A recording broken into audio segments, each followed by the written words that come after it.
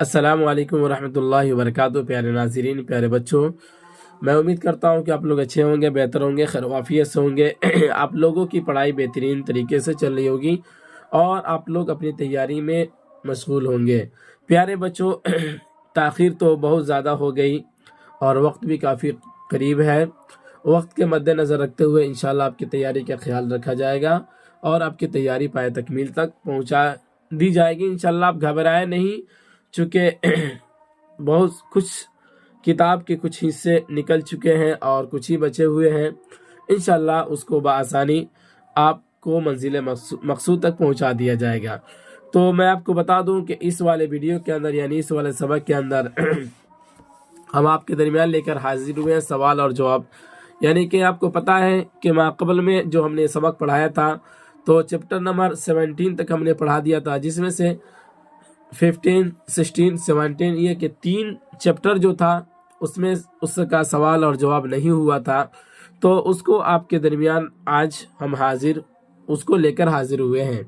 यानी आज के वीडियो के अंदर, आज के सबक के अंदर हम पढ़ेंगे इन तीनों चैप्टर का ऑब्जेक्टिव सब्जेक्टिव जो भी सवाल होगा, सवाल और उसका जवाब दोनों देखेंगे। तो सबसे पहले आप क्या करेंगे, अपनी किताब को सामने खोल कर रख लेंगे। वहाँ देखेंगे 15 नंबर चैप्टर जो हम पढ़ाए थे, 15वां चैप्टर जो है उसमें आप बताइए में तकरीबन 9 सवालात दिए गए हैं। इसको हल करेंगे, फिर उसके बाद मुख्तसर गुफ्तगू जो है इसको हल करेंगे। फिर उसके बाद क्या कहते हैं, इसके अंदर ऑब्जेक्टिव जो भी सवाल हो सकते हैं यानी जिसे कहा जाता है मारूज़ी सवालात, उसको हल करेंगे। यानी इसी तरतीब पर हम तीनों चैप्टर को हल करेंगे, ठीक है ना। तो आप बआसानी पहले क्या कर लें, अपनी किताब खोल कर रख लेंगे और फिर उसके अंदर अपने सवाल को मिला लें और जो भी वहाँ से सवाल नोट कर लें। फिर उसके बाद सवाल का जवाब यहाँ पे कॉपी पे लिख दिया गया है, वहाँ से फिर उतार कर आप याद कर लें। और जो भी बातें आपको समझ में ना आए, लिखावट के एतबार से हो या कि जिस भी एतबार से हो, तो आप बआसानी पूछ सकते हैं। इंशाल्लाह आपके सवाल का जवाब दिया जाएगा। तो चलिए शुरू करते हैं। शुरू करने से पहले अभी तक आपने इस वीडियो को लाइक नहीं किया तो लाइक कर दें और दूसरों तक शेयर कर दें। चलिए देखते हैं। सबसे पहले नंबर में जिक्र किया है हाली का पूरा नाम क्या है, तो उसके जवाब में जिक्र किया हाली का पूरा नाम अल्ताफ हुसैन है। बहुत सारे बच्चे ऐसे हैं जो घबरा चुके हैं वो अपनी तैयारी को लेकर। मैं आपको बता दूं कि ये आप घबराए नहीं, इंशाल्लाह आपकी तैयारी वो चंद ही दिनों के अंदर में इंशाल्लाह मुकम्मल करा दी जाएगी। चलिए दूसरा नंबर सवाल देखते हैं। हाली कहाँ पैदा हुए, तो उसके जवाब में जिक्र किया हाली की पैदाइश पानीपत दिल्ली के मोहल्ले अंसार में हुई थी, ठीक है ना। और बाकी तफसील जो है आप हाली साहब के बारे में चैप्टर के अंदर भी पढ़ लिए हैं। तीसरा सवाल ये है कि हाली का दूसरा तखल्लुस क्या था, तो उसका जवाब में जिक्र किया हाली का दूसरा तखल्लुस खस्ता था। क्या था बाबू, दूसरा तखल्लुस जो था वो खस्ता था। 4 नंबर सवाल कहता है हाली और गालिब की मुलाकात कहाँ हुई, तो उसके जवाब में जिक्र किया हाली और गालिब की मुलाकात दिल्ली में हुई थी। कहाँ हुई थी बाबू, दिल्ली के अंदर हुई थी। आप उसके बाद 5 नंबर सवाल कहता है नवाब मुस्तफ़ा खान शयूफ्ता ने क्यों और कहाँ हाली को बुलाया, यानी कि नवाब मुस्तफ़ा खान शयूफ्ता जो है हाली साहब को बुलाए कहाँ और क्यों, तो उसके जवाब में जिक्र किया गया कि जब हाली दोबारा दिल्ली आए तो उनकी मुलाकात नवाब मुस्तफ़ा खान शयूफ्ता से हुई। उन्होंने अपने बच्चों की अतालिकी सुपुर्द की। उन्होंने अपने बच्चों की अतालिकी सुपुर्द की और उन्हें जहांगीर आबाद बुला लिया। यानी कि इनके नवाब मुस्तफ़ा खान के बच्चों को पढ़ाने के ऊपर इनको यानी कि हाली साहब को मुकर्रर कर दिए और फिर इनको जहांगीर आबाद बुला लिया गया और वहीं पे कुछ दिनों तक ये दरसो तदरीस के अंदर ये लगे रहे। उसके बाद 6 नंबर सवाल कहता है सर सैयद के फरमाइश पर हाली ने कौन सी किताब लिखी, तो उसके जवाब में जिक्र किया सर सैयद के फरमाइश पर हाली ने मद्दो ज़ज्र, यहाँ पे एक दाल रा जो है बाबू वो जायद हो गया है, इसको आप मन्ना लिखेंगे। मद्दो ज़ज्र इस्लाम अलमारूफ भी मुसद्दिस हाली जैसे किताब लिखी। यानी कि सर सैयद साहब बोले थे इनको किताब लिखने के लिए, तो उन्हीं के कहने पे ये 3 किताबों के ये मुसन्निफ हुए यानी उस वक्त, ठीक है ना। आगे बोलते हैं आगे कहते हैं अगला सवाल ये है, मुसद्दिस हाली को और किस नाम से जानते हैं? तो उसके जवाब में जिक्र किया मुसद्दिस हाली को मद्दो ज़ज्र के नाम से जानते हैं। यहाँ पे खस्ता ये इनका तखल्लुस है, तो यहाँ पे लिखा गया था तो हमने इसको काट दिया।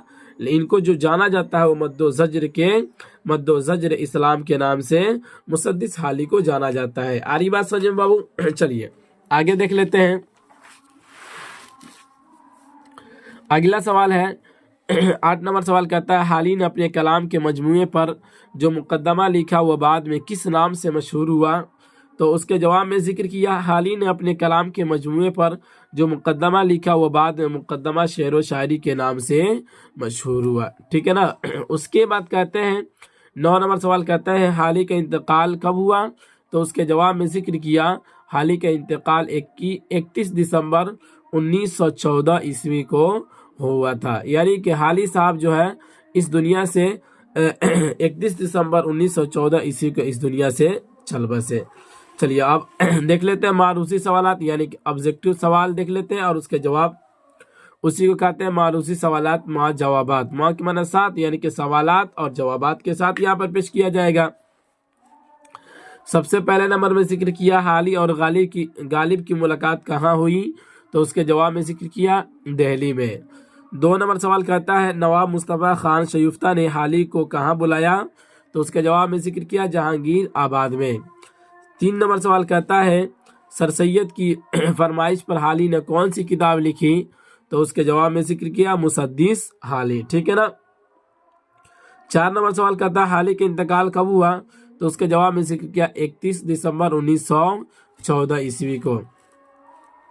5 नंबर सवाल कहता है, मुसद्दिस हाली को और किस नाम से जाना जाता है? तो उसके जवाब में जिक्र किया मद्दो ज़ज्र इस्लाम, यानी कि मद्दो ज़ज्र इस्लाम के नाम से मुसद्दिस हाली को जाना जाता है। यानी कि हाली का जो अपना नाम है वो तो ही है, लेकिन मद्दो ज़ज्र इस्लाम के नाम से भी इन्हें जाना जाता है। 6 नंबर सवाल ये है, यहाँ पे हमने एक नंबर लिख रखा है जो व्हाट्सएप नंबर है। अगर आपको किसी भी तरीके कोई परेशानी होती है तो आप आसानी यहाँ पे व्हाट्सएप के माध्यम से आप लिखकर सेंड कर देंगे, फिर इंशाल्लाह आपके सवालात का जवाबात लिखकर भेज दिया जाएगा। ठीक है ना। चलिए आगे बढ़ते हैं। 6 नंबर सवाल कहता है, हाली ने अपने कलाम के मजमूए पर जो मुकदमा लिखा वो बाद में किस नाम से मशहूर हुआ? तो उसके जवाब में जिक्र किया मुकदमा शेरो शायरी। 7 नंबर सवाल कहता है, ख्वाजा अल्ताफ हुसैन, 1 मिनट हुसैन का बिंदु दे दें नून का। चलिए, ख्वाजा अल्ताफ हुसैन हाली की पैदाइश कब हुई? तो उसके जवाब में जिक्र किया 1837 ईस्वी को। यानी कि 1837 ईस्वी को ख्वाजा अल्ताफ हुसैन साहब ये इस धरती पे जन्म लिए, इस धरती पे अपनी आँख खोली और क्या कहते हैं 31 दिसंबर 1914 ईस्वी को इस धरती पे फिर उनकी आँख बंद हो गई। ठीक है ना। यानी कि इस दुनिया से वो चल बसे। 8 नंबर सवाल कहता है, ख्वाजा अल्ताफ हुसैन हाली कहाँ पैदा हुए थे? तो उसके जवाब में जिक्र किया पानीपत में। कहाँ हुए थे? पानीपत में। 9 नंबर सवाल कहता है, ख्वाजा अल्ताफ हुसैन हाली के वालिद का नाम क्या था? तो उसके जवाब में जिक्र किया ख्वाजा एज़्द बख्श अंसारी। क्या था इनके वालिद साहब का नाम? ख्वाजा एज़्द बख्श अंसारी। 10 नंबर सवाल कहता है, नज़म मनाज़िर रहम व इंसाफ किसकी तख्लीक है? तो उसके जवाब में जिक्र किया अल्ताफ हुसैन हाली की। 11 नंबर सवाल कहता है, हाली का दूसरा तखल्लुस क्या था? तो उसके जवाब में जिक्र किया खस्ता। 12 नंबर सवाल कहता है, घर घालना का माना क्या है? यानी कि आप पढ़े हैं तो आपके चैप्टर के अंदर एक लफ्ज़ आया होगा, आप पढ़ेंगे तो उसके अंदर एक लफ्ज़ आया होगा घर घालना का माना क्या है? तो उसके जवाब में जिक्र किया घर बर्बाद करना। यानी कि घर घालना का माना क्या होता है बाबू? घर बर्बाद करना। 13 नंबर सवाल कहता है, हाली कितने साल के थे तो उनके वालिद साहब इंतकाल कर गए? तो उसके जवाब में जिक्र किया 9 बरस। यानी कि हाली साहब 9 बरस के थे तो इनके वालिद साहब इस दुनिया से चल बसे। चलिए अब अगला देख लेते हैं, मुख्तसर गुफ्तगू। चलिए बाबू मुख्तसर गुफ्तगू अब हम देख लेते हैं। तो इसके अंदर जो तकरीबन आप देखेंगे अपनी किताब के अंदर तो 4 सवाल दिए गए हैं। ٹھیک ہے نا، تو اس کو دیکھ لیں گے، اس کو دیکھ لیتے ہیں۔ سب سے پہلے نمبر میں ذکر کیا حال ہی کی ادبی سرگرمیوں کا تعارف کرائیے۔ کیا کہا بابو؟ حال ہی کی ادبی سرگرمیوں کا تعارف کرائیے۔ آپ کی کتاب کے اندر مختصر گفتگو کے اندر یہ دیا گیا ہے، تو اس کا جواب صاحب کتاب نے یہاں پہ خود ذکر کر دیا ہے کہ سر سید احمد خان سے حال ہی کی ملاقات ان کی زندگی کا اہم ترین واقعہ ہے۔ کیا ہے کہ جب سر سید صاحب سے ان کی ملاقات ہوئی تھی، حال ہی کی تھی، یہ بہت اہم واقعہ ہے جس نے ان کی ادبی زندگی کا رخ موڑ دیا۔ کیا کر دیا؟ رخ موڑ دیا۔ چونکہ جب ان کی ملاقات ہوئی تھی نا، تو ملاقات کے بعد پھر کیا ہوا تھا، ان کی دنیا ہی بدل گئی تھی۔ کیا ہو گئی تھی بابو؟ ان کی دنیا ہی بدل گئی تھی۔ اب انہوں نے روایتی عشق و عاشقی سے اجتناب برتنا شروع کیا۔ اپنے ادب کی بنیاد اخلاق پر رکھی سر سید کی فرمائش پر انہوں نے مدر و جزر اسلام المعروف بھی مسدس حالی لکھی۔ غالب کی زندگی اور فکر و فن پر یادگار غالب لکھی۔ سر سید کے سوانح پر حیات جاوید اور علامہ سعدی کی حیات بعنوان حیات سعدی ان کی بہترین تصنیف ہے۔ گویا کہ یہ ان کی ادبی زندگی کے بارے میں بتایا گیا، ادبی زندگیوں کا تعارف کرایا گیا۔ یعنی کہ جب ان سے ملے تھے تو یعنی کہ آپ پڑھے ہیں تو اس کے اندر آپ کو یہ بات سمجھ میں آ گئی ہوگی کہ حالی صاحب جو تھے وہ عشق مزاجی آدمی تھے، یعنی کہ شعر و شاعری جو کرتے تھے تو عشق کے اوپر کرتے تھے، ٹھیک ہے نا۔ لیکن جب یہ سر سید احمد خان سے جب ان کی ملاقات ہوتی ہے، ان سے ملتے ہیں، تو پھر ان کی دنیا بدل جاتی ہے اور انہوں نے اپنے ادب کی جو بنیاد رکھی ہے وہ کس کے اوپر رکھ دی؟ اخلاق کے اوپر، ٹھیک ہے نا۔ چلیے دوسرا نمبر سوال دیکھتے ہیں۔ 2 نمبر سوال کہتا ہے رحم پر انصاف کی فوقیت کس طرح سے ہے؟ کیا ہے بھائی؟ رحم پر انصاف کی فوقیت، فوقیت کا مطلب ہوتا ہے اوپر، ٹھیک ہے نا، کس طرح سے ہے؟ تو اس کو دیکھیے، کہا گیا کہ جذب رحم و کرم انسان کو کمزور بنا دیتی ہے۔ جرم و سزا کے مستحق ظالم جذب رحم کا فائدہ اٹھا کر سر پھیرے، کیا کہتا ہے بابو؟ سر پھیرے ہو جاتے ہیں اور انسان پر ظلم و ستم کرتے ہیں۔ اس لیے جذب رحم کے ساتھ عدل و انصاف کی ضرورت درپیش ہوتی ہے، بلکہ انصاف کو فوقیت حاصل ہے کیونکہ وہ ظالموں کو سزا دے کر دنیا کو امن و سلامتی کی دولت عطا کرنا اس کا فرض ہے۔ سمجھ رہے بات کو؟ یعنی کہ کہا گیا یہ کہ رحم کے اوپر، رحم کی وجہ سے کیا ہوگا کہ بڑے سے بڑا آدمی جو کیا کہتے ہیں، اگر کوئی کسی ڈاکو کے اوپر، کسی چور کے اوپر، کسی بدماش کے اوپر اگر رحم کر دیا جائے تو پھر کیا ہوگا، وہ بدماشی میں اور چوری میں وہ دنیا کا نمبر 1 بن جائے گا۔ لیکن انصاف کی بات اس کے برعکس ہے، اس کا الٹا ہے کہ وہ سب کو انصاف کے نظریے سے وہ دیکھتا ہے، سب کو انصاف دلاتا ہے، جیسے کہ یہاں پہ پڑھ لیے، دیکھ لیے، ٹھیک ہے نا۔ 3 نمبر سوال کہتا ہے بابو، 3 نمبر سوال کہتا ہے کہ اس نظم کی روشنی میں بتائیے کہ رحم کرنے سے کیا نقصانات ہیں؟ کیا ہے؟ رحم کرنے سے کیا نقصانات ہیں؟ کہا عفو رحم اگرچہ ایک نہایت عمدہ وصف ہے، لیکن محض جذبہ لطف و کرم پروان نہیں چڑھتی۔ رحم جب ضرورت سے زیادہ ہوتی ہے تو ظلم و ستم، قتل و غارت، رہزنی پروان چڑھتی ہے۔ سزا کا خوف مجرموں کے، کیا کہا؟ سزا کا خوف مجرموں کے دل میں نہیں ہوتا، وہ بے لگام ہو کر شتر بے مہار کی طرح آزاد۔ ایک منٹ،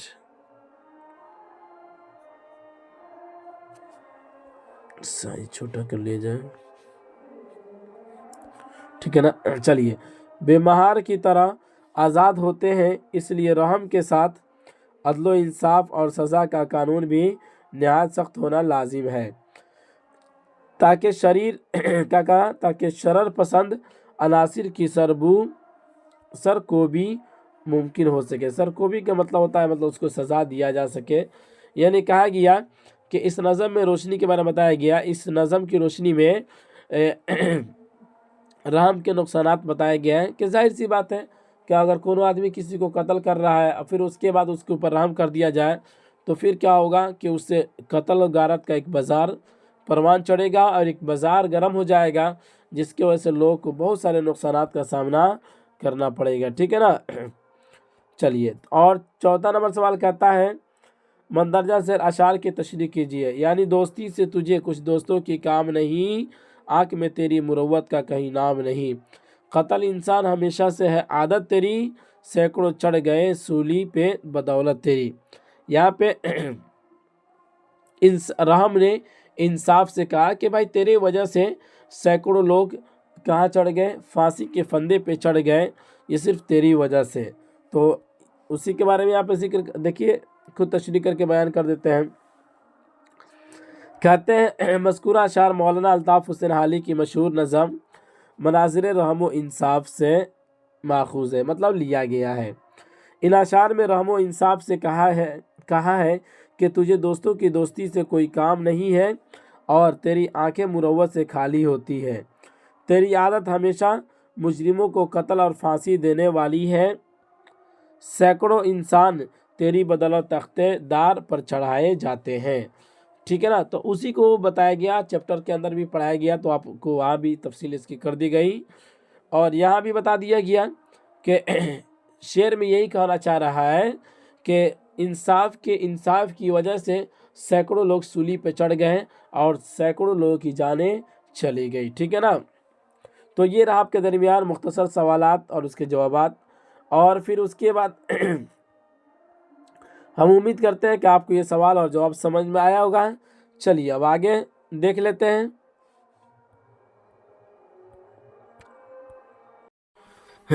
چلیے اب دیکھ لیتے ہیں 16واں چیپٹر جو ہے، آپ بتائیے کہ اس کے اندر بھی تقریباً 9 سوالات دیے گئے ہیں، آپ اپنی کتاب سے دیکھ لیں گے، تو اس کو دیکھ لیتے ہیں۔ سب سے پہلا نمبر سوال یہ کہ جاوید کے نام اور پھول کس کی لکھی ہوئی نظمیں ہیں، یعنی کہ آپ کے نصاب کے اندر جو شامل ہے جاوید کے نام اور پھول جو نظم جو شامل ہے کس کی لکھی ہوئی ہے، تو اس کے جواب میں ذکر کیا مذکورہ دونوں نظمیں، یعنی کہ جاوید کے نام اور پھول دونوں نظمیں علامہ اقبال کی لکھی ہوئی ہے۔ 2 نمبر سوال کہتا ہے علامہ اقبال کس سن میں اور کہاں پیدا ہوئے، تو اس کے جواب میں ذکر کیا علامہ اقبال کی پیدائش 1877 عیسوی میں سیالکوٹ میں ہوئی تھی۔ 3 نمبر سوال کہتا ہے اقبال کے آباء و اجداد کہاں کے رہنے والے تھے، یعنی ان کے باپ دادا جو تھے وہ کہاں کے رہنے والے تھے، تو اس کے جواب میں ذکر کیا اقبال کے آباء و اجداد سپرو برہمن تھے جو کشمیر سے ہجرت کر کے سیالکوٹ آ گئے تھے۔ سمجھ رہے ہیں، چیپٹر کے اندر بھی آپ پڑھے ہیں۔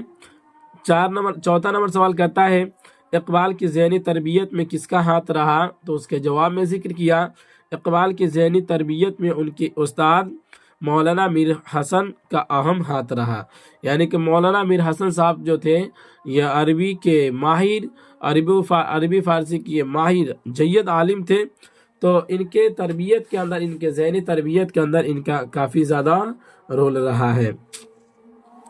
5 نمبر سوال کہتا ہے اقبال کب انگلینڈ گئے، تو اس کے جواب میں ذکر کیا اقبال 1905 عیسوی میں اعلیٰ تعلیم کے لیے انگلینڈ گئے تھے، یعنی کہ اعلیٰ تعلیم کے مطلب کیا ہوا بابو، یعنی کہ پی ایچ ڈی کرنے کے لیے گئے تھے۔ آپ چیپٹر کے اندر بھی پڑھے ہوں گے، یہ پی ایچ ڈی کرنے کے لیے کہاں گئے، اسی کو کہا اعلیٰ تعلیم حاصل کرنے کے لیے انگلینڈ گئے۔ 6 نمبر سوال کہتا ہے اقبال کی 2 فارسی تصانیف کا نام بتائیے، تو اس کے جواب میں ذکر کیا اسرار خودی، رموز خودی۔ کیا ہے بابو، اسرار خودی اور رموز خودی، یہ ان کی فارسی کتاب جو ہے، یہ فارسی میں کے اندر یہ کتاب لکھے تھے، اسی کا نام یہاں پہ ذکر کیا۔ 7 نمبر سوال کہتا ہے اقبال کی وفات کب اور کہاں ہوئی، تو اس کے جواب میں ذکر کیا اقبال کی وفات 21 اپریل 1938 عیسوی کو لاہور میں ہوئی تھی۔ 8 نمبر سوال کہتا ہے اقبال کو پی ایچ ڈی کی ڈگری کہاں سے حاصل ہوئی، تو اس کے جواب میں ذکر کیا انگلینڈ میں 3 سال قیام کے دوران علامہ اقبال نے میونخ یونیورسٹی سے پی ایچ ڈی کی ڈگری حاصل کی، یعنی کہ علامہ اقبال صاحب انگلینڈ کے اندر 3 سال یہ زندگی گزارے، یعنی کہ ایک یونیورسٹی ہے جس کا نام میونخ یونیورسٹی ہے، اس کے اندر یہ پی ایچ ڈی کی تعلیم حاصل کرتے رہے، تو 3 سال کے بعد ان کو پی ایچ ڈی کی ڈگری حاصل ہو گئی۔ آ رہی بات سمجھ میں؟ اس کے بعد 9 نمبر سوال کہتا ہے اقبال کے کس شعری مجموعے کا نصف حصہ اردو اور نصف حصہ فارسی میں ہے، क्या मतलब है کہ آدھا حصہ فارسی اور آدھا حصہ اردو کا ہے، تو اس کے جواب میں ذکر کیا ارمغان حجاز کا، نصف حصہ اور نصف حصہ اردو، یہاں پہ اردو چھوٹ گیا ہے، یہاں پہ آپ ڈال لیں گے اردو اور نصف حصہ فارسی میں ہے، ٹھیک ہے نا۔ تو یہ رہا مطلب آپ بتائیے کہ اندر 9 سوالات دیے گئے ہیں، تو اس کا جواب سوال اور جواب دے دیا، ذکر کر دیا گیا۔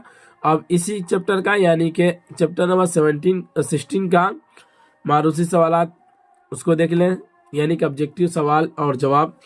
پہلے نمبر سوال میں ذکر کیا علامہ اقبال کی پیدائش کب ہوئی، تو اس کے جواب میں ذکر کیا 1877 عیسوی میں۔ 2 نمبر سوال کہتا ہے علامہ اقبال کی پیدائش کہاں ہوئی، تو اس کے جواب میں ذکر کیا سیالکوٹ۔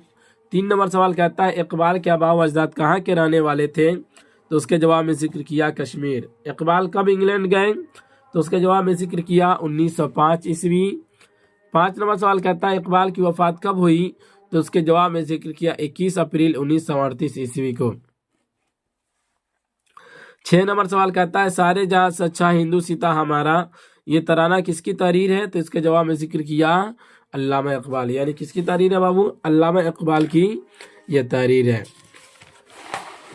اس کے بعد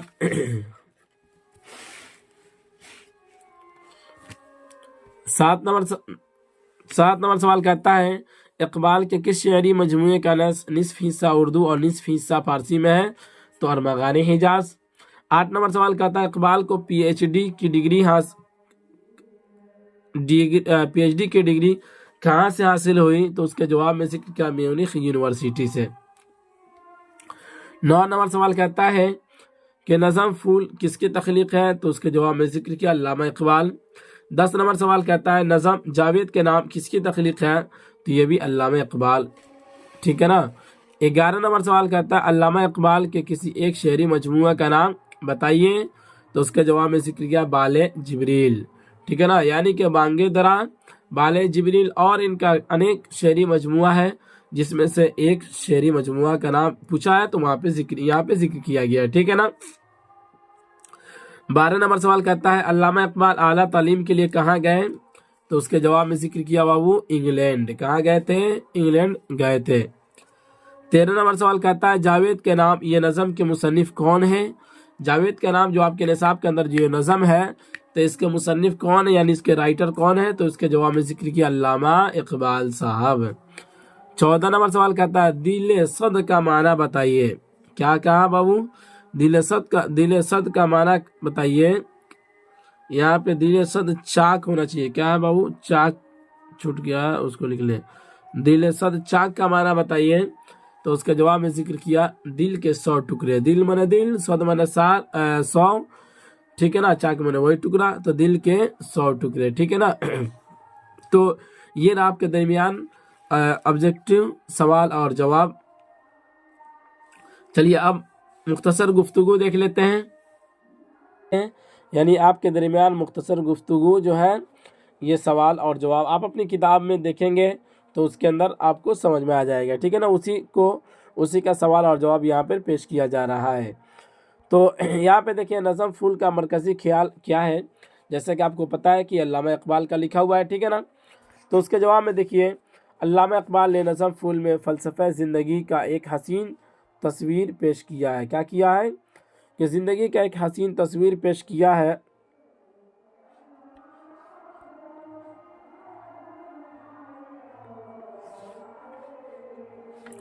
وہ کہتے ہیں کہ جس طرح پھول کانٹوں کے درمیان پروان چڑھتا ہے، کیا کرتا ہے، جس طرح پھول کانٹوں کے درمیان چڑھتا ہے، پروان چڑھتا ہے، جیسے کہ دیکھتے ہیں کہ پھول جو ہوتا ہے وہ کانٹوں کے درمیان ہی وہ بڑا ہوتا ہے، وہ اپنی خوشبو اور خوشنمائی سے دلکشی پیدا کرتا ہے، دلکشی کا مطلب ہوتا ہے یعنی کہ لوگوں کا دل کھینچ لیتا ہے۔ اسی طرح ہم انسانوں کے کمالات بھی ناموافق ماحول میں کشمکش کے درمیان پروان چڑھتے ہیں۔ ناموافق ماحول مطلب یہ ہوا کہ جہاں پہ ماحول جو ہے وہ سازگار نہیں ہے، اچھا نہیں ہے، تو پھر اس ماحول کے اندر پھر کیا ہوتا ہے، ناموافق ماحول میں کشمکش کے درمیان پروان چڑھتے ہیں۔ रंग हिनाई का हुसूल पत्थर की रगड़ पर मौकूफ़ है, तो सुर्ख रोई के लिए मसाइब आलाम इब्तिला आजमाइश भी ज़रूर होती है। यानी कह लीजिए कि ज़िंदगी में क्या है, परेशानियां आती हैं, फिर उसके बाद उस परेशानियों में रह कर इंसान क्या कर लेता है, अपने आप को बेहतर बना लेता है।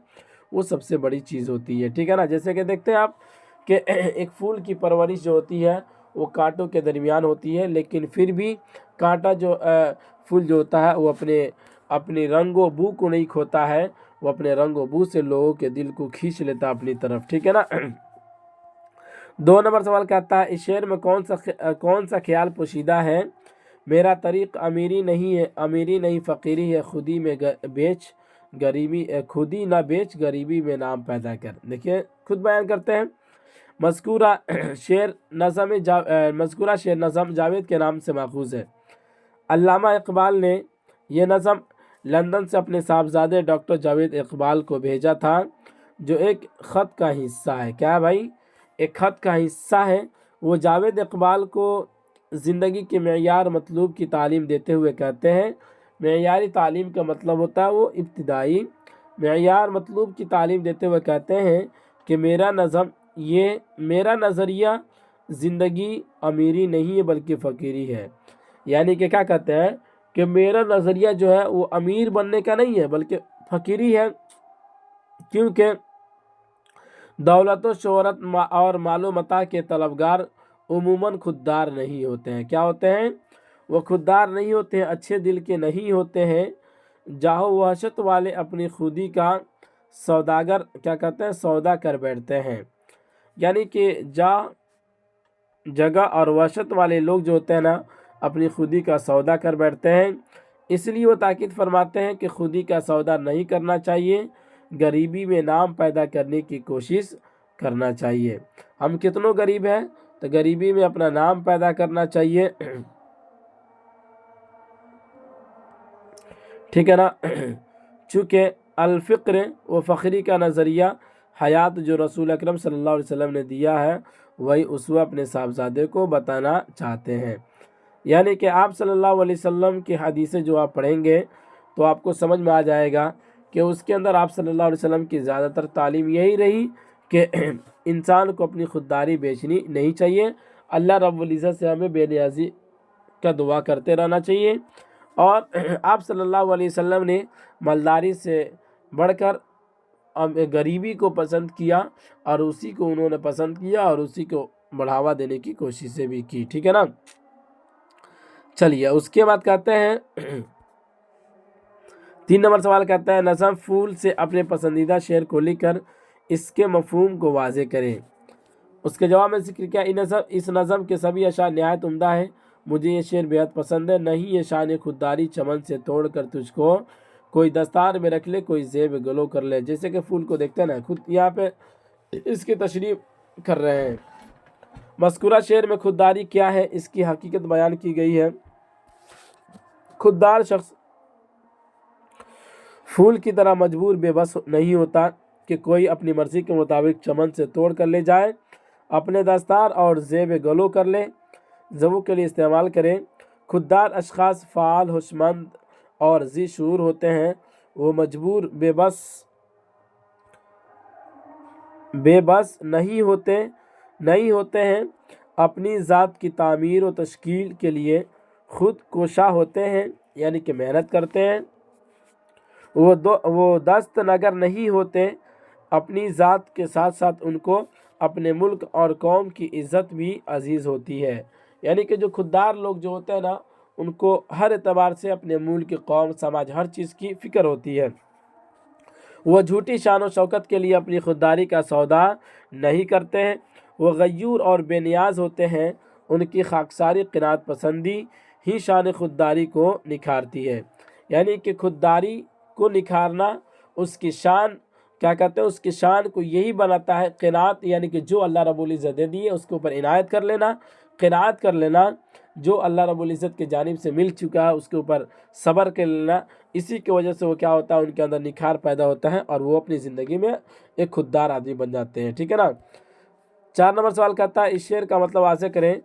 तमन्ना आबरू की हो अगर गुलजार हस्ती में, تو کانٹوں میں الجھ کر زندگی کرنے کھو کر لے۔ بیان کرتے ہیں مذکورہ شعر میں نظم پھول سے اخذ ہے۔ علامہ اقبال فرماتے ہیں کہ اگر کامیاب اور بامقصد زندگی کی تمنا ہے تو اس چمن سرا میں کانٹوں سے بھی الجھنا پڑے گا، کیونکہ یہ زندگی پھولوں کا سیج نہیں ہے بلکہ کانٹوں سے بھری راہ سے بھی ہو کر گزرتی ہے۔ یعنی کہتے ہیں کہ اگر تمہیں زندگی میں کامیاب ہونا ہے تو تمہاری زندگی میں بہت سارے الجھانات آئیں گے، سب سے تمہیں لڑنا ہے، پھر اس کے بعد آگے بڑھنا۔ جو لوگ دامن سمیٹ کر متقی اور پرہیزگار بن کر خدا خوفی کی راہ اپناتے ہیں انہیں دنیا اور آخرت میں عزت و وقار حاصل ہوتا ہے۔ پھول اور کانٹے دونوں کی پرورش ایک ساتھ ہوتی ہے۔ پھول کی محبت میں کانٹوں سے نفرت درست نہیں، بلکہ کانٹوں کے ساتھ زندہ رہنے کی عادت جس طرح پھول کی ہے وہی ہماری بھی ہونی چاہیے۔ کسی نے درست فرمایا ہے، گلشن پرست ہو مجھے گل ہی نہیں عزیز، کانٹوں سے بھی نباہ کیے جا رہا ہوں۔ ٹھیک ہے نا، یعنی کہتے ہیں کہ اگر پھول دیکھتے ہیں جس طرح سے کانٹے کے ساتھ رکھ کے پرورش پاتا ہے اس سے فرق نہیں ہے۔ اسی طریقے سے ہمیں اپنے سماج میں بھی رہ کر اپنی زندگی گزارنی چاہیے، باقی لوگوں سے ہمیں کوئی پریشانی اور پریشانی کی کوئی دقت نہیں ہونی چاہیے، ہمیں کوئی دقت نہیں ہونی چاہیے، کوئی پریشانی نہیں ہونی چاہیے، باقی جو جیسا ہے وہ ایسا ہے، ٹھیک ہے نا، اس سے ہم کو کوئی فرق نہیں پڑنا چاہیے۔ تو چلیے اب یہ رہا، اس کے بعد اگلا دیکھ لیتے ہیں۔ چلیے اب چیپٹر نمبر 17 یعنی کہ سبق نمبر 17 کو دیکھ لیتے ہیں، سوال اور جواب اس کو بھی دیکھیں گے۔ آپ بتائیے کے اندر تقریباً 9 سوالات دیے گئے ہوں گے، پھر اس کے بعد اس کا معروض سوالات اور اس کا جواب دیکھیں گے۔ پہلے نمبر سوال میں ذکر کیا ہے رضا نقوی واہی کا تعلق کس صوبے سے تھا، تو اس کے جواب میں ذکر کیا رضا نقوی واہی کا تعلق ضلع سارن بہار سے تھا، یعنی کہ صوبہ جو پوچھا گیا تو یہ صوبہ بہار سے ان کا تعلق تھا اور ضلع یہ سارن کے یہ رہنے والے تھے۔ 2 نمبر سوال کہتا ہے رضا نقوی واہی کی نظم میں والد کس کو بزنس کا مال سمجھتے تھے، تو اس کے جواب میں ذکر کیا رضا نقوی واہی کی نظم میں والد بیٹا کو بزنس کا مال سمجھتے تھے۔ بزنس کا مال سمجھنے کا مطلب آپ پڑھے ہوں گے، مارکیٹ جہیز و دین مہر پڑھے ہیں نا، تو جب کسی کے گھر میں لڑکا پیدا ہو جاتا ہے تو اس کے باپ یہی سمجھتا ہے کہ اب بزنس کا مال پیدا ہو گیا، مطلب یہ کہ اس کو بزنس سمجھنے لگتا ہے، ٹھیک ہے نا۔ بہرحال آگے بڑھتے ہیں۔ 3 نمبر سوال کہتا ہے نور چشم کس کو کہا جاتا ہے، تو اس کے جواب میں ذکر کیا نور چشم سے بیٹا ہوتا ہے، یعنی کہہ لیجئے نور چشم سے مراد بیٹا ہوتا ہے، یا کہ آپ یوں بھی کہہ سکتے ہیں نور چشم بیٹا کو کہا جاتا ہے۔ کیا کہا گیا بابو؟ نور چشم بیٹا کو کہا جاتا ہے۔ چونکہ دیکھیے لفظی معنی لیں گے تو نور کا معنی کیا ہوتا ہے؟ روشنی، اور چشم کے معنی ہوتا ہے آنکھ کی روشنی۔ تو چونکہ بیٹا اور اولاد جو ہوتی ہے نا وہ اپنے ماں باپ کے لیے ایک روشنی ہی کے مانند ہوتی ہے، عالی بات سمجھ میں۔ تو اسی کو یہاں پہ کہا نور چشم کس کو کہا جاتا ہے، تو نور چشم سے مراد بیٹا ہوتا ہے، یہ بھی کہہ سکتے ہیں، اور نور چشم بیٹا کو کہا جاتا ہے، یہ بھی آپ لکھ سکتے ہیں، کوئی حرج نہیں ہے۔ 4 نمبر سوال کہتا ہے اس نظم میں اسٹیٹ بینک کا چیک کس کو کہا گیا ہے، تو اس نظم میں اسٹیٹ بینک کا چیک بیٹے کو کہا گیا ہے، جیسا کہ آپ نظم پڑھیں تو آپ کو پتہ چل گیا ہوگا۔ 5 نمبر سوال کہتے ہیں شادی کا بھوت کس کے اوپر سوار تھا، تو اس کے جواب میں ذکر کیا شادی کا بھوت باپ کے اوپر سوار تھا۔ 6 نمبر سوال کہتا ہے نظم مارکا جہیز و دین مہر میں BA میں بیٹا کس ڈویژن سے کیا کہتا ہے کس ڈویژن سے پاس ہوا، تو اس کے جواب میں ذکر کیا بیٹا 3rd ڈویژن سے پاس ہوا۔ بھلے بیٹا 3rd ڈویژن سے پاس ہو لیکن اس کے بیاہ میں اس کی شادی میں جہیز لینا ہے تو لینا، یہ بہت بری چیز ہے نا، جہیز نہیں لینا چاہیے، چونکہ جہیز کا جو پیسہ ہے جو بھی بندہ لیتا ہے تو وہ کتنا بڑا عالم فاضل مفتی قاری بن جائے یا کچھ بھی نمازی بن جائے، کبھی بھی وہ اس کی نمازیں قبول نہیں ہوگی جب تک کہ وہ جہیز کا پیسہ واپس نہ کر دے، ٹھیک ہے نا۔ ہمارے استاد کہا کر دیتے ہیں کتنا بڑا عالم بن جائے گا، جہیز کا پیسہ اگر لیا ہے عبادت کتنا کر رہا ہے تو اس کی عبادت کوئی معتبر نہیں ہے، کوئی لاک نہیں ہے اس کی عبادت، ٹھیک ہے نا۔ یہ نہیں لینا چاہیے، کسی کو رلا کر پیسہ لینا یہ کہاں کا انصاف ہے بھائی، शरीयत जब हमारी इजाज़त नहीं देती है तो तुम कौन होते हो लेने वाले। और जिसमें सहूलत होती है उसमें अपना दिमाग लगा लेते हो। ये बहरहाल लोग तो अभी इस्लाम मुसलमान होने का दावा करते हैं, बट बहुत सारी चीज़ें ऐसी होती है जो जिसके ऊपर अमल पैरा नहीं होते हैं, जिसको मानते नहीं है, ठीक है ना। बहरहाल जो नहीं मानेगा खुदा जानिए उसके साथ क्या होगा, लेकिन हमें और आपको कोशिश करते रहना चाहिए कि इस्लाम के अगर हम पैरोकार हैं, इस्लाम को मानने वाले हैं, तो उसके दायरे में रहकर ही हम अपने कामों को करें, ठीक है ना। बहरहाल आगे बढ़ते हैं। क्या कहा 7 नंबर सवाल कहता है, शायर किसको माल तिजारत नहीं बनाने को मशवरा दे रहा है। यानी कि शायर जो इस नज़म के अंदर किसको माल तिजारत नहीं बनाने को मशवरा दे रहा है, तो उसके जवाब में जिक्र है शायर औलाद को माल तिजारत नहीं बनाने का मशवरा दे रहा है। यानी किसी घर में अगर बेटा पैदा हो गया तो उसको माल तिजारत मत बनाइए, तिजारत का माल उसको मत समझिए, ठीक है ना, ये सही बात नहीं है। चलिए अब आगे देख लेते हैं। 8 नंबर सवाल कहता है, बाबू नौशा मियाँ किस बात पर अकड़ गए।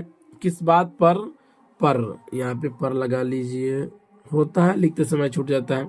नौशा मियाँ किस बात पर अकड़ गए, तो उसके जवाब में जिक्र किया नौशा मियाँ शरई निकाह पर अकड़ गए। किस पे, शरई निकाह पर अकड़ गए। जैसा कि आप जानते हैं कि उसके बाप की ये ख्वाहिश थी कि हम जहेज लें, इसके लड़के को ख्वाहिश ये थी कि हम जहेज, अगर जहेज लीजिएगा तो फिर हम इसके ऊपर बियाह नहीं करेंगे, तो जिसके उससे बहुत फसाद हुआ, आप चैप्टर के अंदर भी पढ़ लिए हैं। 9 नंबर सवाल कहता है, बारातियों का इस्तेकबाल कैसे हुआ। अब जाहिर सी बात है, नौशा मियाँ की हालत तो आप पढ़वे की हैं, बहुत बुरी हालत हो गई है कि नहीं। उनके मुड़ी को छिल दिया गया, उनके दाढ़ी को छिल छाल के बैठा दिया गया गधे के ऊपर, तो बारातियों का हाल तो पूछना ही नहीं है कि नहीं। जब दूल्हे का ये हाल है तो बारातियों का क्या हाल होगा, ठीक है।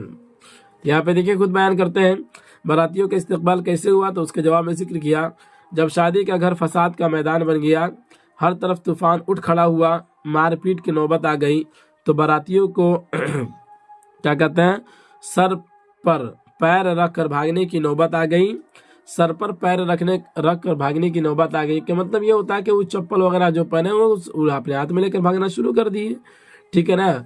जब वहाँ पे जब झगड़े का माहौल पैदा हुआ शादी के अंदर, तो फिर सारे के सारे लोग वहाँ से भाग पड़े। चलिए अब इसी चैप्टर का मारूसी सवाल देख लेते हैं, यानी कि ऑब्जेक्टिव सवाल और जवाब देख लेते हैं, फिर उसके बाद सब मुख्तसर गुफ्तगू देखेंगे। पहला नंबर सवाल कहता है, रिजा नकवी वाही का ताल्लुक, यहाँ पे हमने लिख रखा है मारूसी सवालात मा जवाबात, ठीक है ना। रिजा नकवी वाही का ताल्लुक किस सूबा से था, तो उसके जवाब में जिक्र किया बिहार। आज 2 नंबर सवाल कहता है, रिजा नकवी वाही की नज़म में वालिद को किस बिजनेस का माल समझते थे। अरे किसको, वालिद किसको, यहाँ पे वाही छोड़िए, किसको यहाँ पे होगा, समझ रहे ना। रिजा नकवी वाही की नज़म में वालिद किसको बिजनेस का माल समझते थे, तो नूर चश्म को। किसको समझते थे बाबू, नूर चश्म को। और नूर चश्म किसे कहा जाता है, बेटा को कहा जाता है, जैसे कि माकौल में भी आप पढ़ लिए। 3 नंबर सवाल कहता है, नूर चश्म किसको कहा जाता है, तो उसके जवाब में जिक्र किया बेटा। 4 नंबर सवाल कहता है, इस नज़म में स्टेट बैंक का चेक किसको कहा गया है। स्टेट बैंक का चेक किसको कहा गया है, तो बेटा को कहा गया भाई। 5 नंबर सवाल है, मार्का जहेज़ो दैन मुहर, इस नज़म में शादी का भूत किसके ऊपर सवार था, तो उसके जवाब में जिक्र किया बाप के ऊपर। यानी किसके ऊपर सवार था बाबू, बाप के ऊपर सवाल था। 6 नंबर सवाल कहता है, नज़म मार्के जहेज़ो दैन मुहर में शायर किसको माल तिजारत नहीं बनाने का मशवरा दे रहा है। यानी कि शायर साहब जो है वो किसको माल तिजारत बनाने का मशवरा माल तिजारत नहीं बनाने का मशवरा दे रहे हैं, तो उसका जवाब में जिक्र किया औलाद वालों को। यानी कि भाई जिसके पास औलाद है, बेटे हैं, तो उसको माल तिजारत मत बनाइए, यानी कि तिजारत का माल उसको मत समझिए, ठीक है ना, बिजनेस का माल अपने बेटे को मत समझिए। 7 नंबर सवाल कहता है, नज़म मार्के जहेज़ो दैन मुहर में नौशा किस बात पर अकड़ गए, शरई निकाह पर। क्या बाबू, शरई निकाह के ऊपर। उसके बाप समझता था कि पैसा लेकर जहेज लेकर हम ब्याह करेंगे, और ई साहब जो अकड़ गए किसके ऊपर अकड़ गए, शरई निकाह के ऊपर अकड़ गए। 8 नंबर सवाल कहता है रिजा नकवी वाही कब पैदा हुए, तो उसके जवाब में जिक्र किया है 17 जनवरी 1914 ईस्वी को। या उर्दू के अंदर ये दिया गया है, उर्दू के अंदर ही मतलब 1 2 3 4 जो गिनती होता है ना वो दिया गया है, ठीक है ना, 17 जनवरी। 9 नंबर सवाल कहता है रिजा नकवी वाही कहाँ पैदा हुए, तो उसके जवाब में जिक्र किया जिला सहारनपुर। कहाँ पैदा हुए थे बाबू, जिला सहारनपुर के अंदर पैदा हुए थे। 10 नंबर सवाल कहता है रिजा नकवी वाही के वालिद का नाम क्या था, तो उसके जवाब में जिक्र किया सैयद ज़हूर हुसैन। क्या था, सैयद ज़हूर हुसैन। 11 नंबर सवाल कहता है रिजा नकवी वाही की वालिदा का क्या नाम था, खैरुन्निसा। क्या था इनके वालिदा का नाम, वालिदा मने माँ, वालिद मने बाप, ठीक। 12 नंबर सवाल कहता है रिजा नकवी वाही का विसाल कब हुआ, तो इसके जवाब में जिक्र किया 5 जनवरी 2002 ईस्वी को, ठीक है ना। तो ये रहा आपके दरमियान मारूज़े सवालात और उसके जवाबात। फिर उसके बाद आप बताइए कि जो सवालात जो दिए गए हैं वो, चलिए अब आगे देख लेते हैं मुख्तसर गुफ्तगू। चलिए बाबू मुख्तसर गुफ्तगू अब देख लेते हैं। यहाँ पे क्या गया, इसके अंदर तकरीबन 4 सवालात दिए गए हैं, उसको देखेंगे। पहला सवाल ये है कि रिजा नकवी वाही कब ज़राफ़त के मैदान में आए और उर्दू दुनिया में उनकी पहचान कैसे बनी, तो उसके जवाब में जिक्र करते हैं तकरीबन 1950 ईस्वी में रिजा नकवी वाही ज़राफ़त के मैदान में दाखिल हुए। उनके दोस्त और मशहूर अफसाना निगार सुहेल अज़ीम आबादी ने उनका तखल्लुस वाही तजवीज़ किया है और इसी तखल्लुस से वह उर्दू दुनिया में पहचाने गए, ठीक है ना। रिजा नकवी साहब के जो क्या कहते हैं मशहूर अफसाना निगार दोस्त थे और मशहूर अफसाना निगार भी थे सुहेल अज़ीम आबादी साहब, तो इनका तखल्लुस वाही तजवीज़ कर दिए, मतलब वाही रख दिए और इसी नाम से ये उर्दू दुनिया के अंदर पहचाने गए। 2 नंबर सवाल कहता है रिजा नकवी वाही के 4 शेरी मजमूए का नाम बताइए, तंज़ो तबस्सुम, नश्तर मरहम, कलाम नरमो नाजुक, शहरिस्तान वाही वगैरह। 3 नंबर सवाल कहता है आप बताइए कि आजकल किस वजह से शादी का रिश्ता तय होना मुश्किल हो गया है, तो उसके जवाब में जिक्र किया है आजकल जहेज़ और दैन मोहर के मसले को की वजह कर शादी का रिश्ता मुश्किल हो गया है। लोग जहेज़ के लिए तो रोज़ बरोज़ ज़ोर ज़बरदस्ती करते हैं, बेजा मुतालबात की लंबी फहरिस्त को शर्त शादी बनाकर पेश करते हैं, लेकिन दैन मोहर जो कि ज़रूरी है उसकी अदायगी में दानिस्ता तौर से गफलत कोताही और लापरवाही की जाती है। समाज में लड़की की शादी करना नहायत मुश्किल होता जा रहा है। जैसा कि ये बातें जो है बहुत जाहिर है, सब कोई जानता है कि अभी हमारे समाज के अंदर जो माहौल चल चुका है शादी ब्याह के अंदर जहेज़ लेने का, वो बहुत ही ख़तरनाक है। तो ये तो बहुत बुरी चीज़ है, शरीयत के अंदर इसका कहीं से सबूत नहीं मिलता है। जबकि शादी के अंदर दैन मोहर को सबसे बेहतर और अच्छा माना जाता है, तो जब उसकी बात आती है तो लोग बहुत उसके अंदर कोताही से काम लेते हैं और जब जहेज़ की बारी आती है तो उसमें बढ़ चढ़कर उसमें काम लेते, कहते हैं कि हमको इतना ज़्यादा चाहिए, अपना डिमांड से लंबी लंबी फहरिस्तें वो डाल देते हैं, ठीक है ना। तो ये सारी की सारी चीज़ें गलत है। आगे बढ़ते हैं। 4 नंबर सवाल कहता है निसाब में शामिल वाही की नज़म से आपने क्या सीखा, उसके जवाब में जिक्र किया निसाब में शामिल नज़म मार्के जायज़ दैन मोहर में जहेज़ के लालची समाज की इबरतनाक रुसवाई को देखकर ये सबक मिलता है कि जहेज़ एक लानत है। क्या है, हज़ारों लड़कियों का घर जहेज़ की वजह से उजड़ गया है। ये वो नासूर है जो समाजी ज़िंदगी के लिए मौलिक है। इसका इलाज सिर्फ ये है कि शादी बिल्कुल शरई तरीक़े पर अंजाम पाए, शादी को तिजारत न बनाया जाए बल्कि अल्लाह और रसूल के मर्ज़ी के मुताबिक रस्म शादी अंजाम पाए, ठीक है ना। तो यहाँ पे ये 4 सवालात मुकम्मल हो गए हैं। हम उम्मीद करते हैं कि आपको 3 जो चैप्टर बयान किए गए हैं, यानी कि 3 चैप्टर का सवाल और जवाब इस वीडियो के अंदर पेश किया गया, आपको पूरा समझ में आया होगा। तो अब इजाज़त दीजिए, काफ़ी वक्त हो चुका है, इजाज़त दीजिए, अब रुखसत होते हैं, फिर मिलेंगे अगले वाले सबक में इंशाल्लाह। जो भी आपको परेशानी होती है आप उस सवाल आप अपनी परेशानी व्हाट्सएप के माध्यम से कर सकते हैं, फिर इंशाल्लाह आपकी परेशानी का हल बताया जाएगा और जितना जल्दी से जल्दी हो सके 2 3 4 5 चैप्टर करके एक दिन में अपलोड करके आपको जल्दी से निसाब तक पहुंचा दिया जाएगा। आप घबराइए मत, ठीक है ना। تو اب رخصت ہوتے ہیں، پھر ملیں گے اگلے والے سبق میں، اسی پر اختتام کرتے ہیں۔ خدا حافظ۔